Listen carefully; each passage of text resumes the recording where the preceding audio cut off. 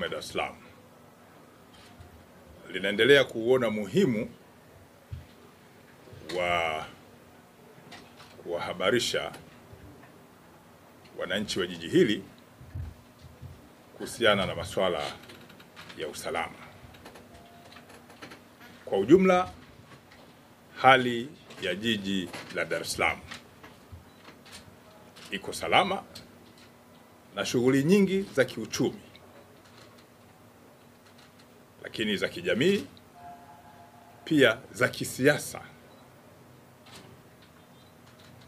zinaendelea vizuri.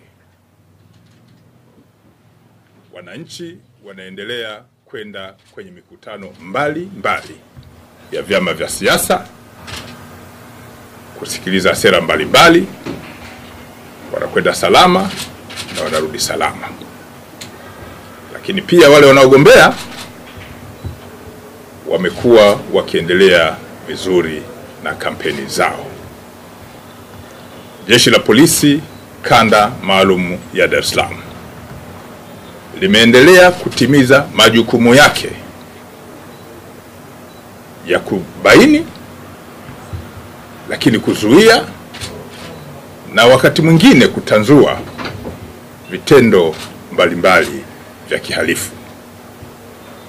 Kazi kubwa ya jeshi la polisi kwa mujibu wa sheria ya jeshi la polisi na polisi wasaidizi ni kuzuia vitendo vya kihalifu.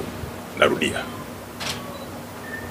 kazi kubwa ya jeshi la polisi kwa mujibu wa sheria iliyolianzisha jeshi hili la polisi pamoja na polisi wasaidizi ni kuzuia vitendo vya kihalifu.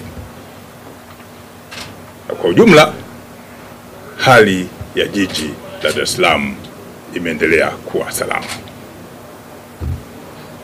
Hata hivyo, kumekuwa na ufuatiliaji mbalimbali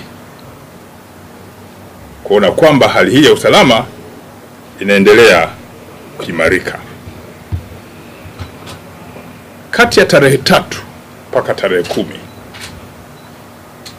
mwezi huu wa Oktoba, jeshi la polisi limefanikiwa kuwakamata watuhumiwa 4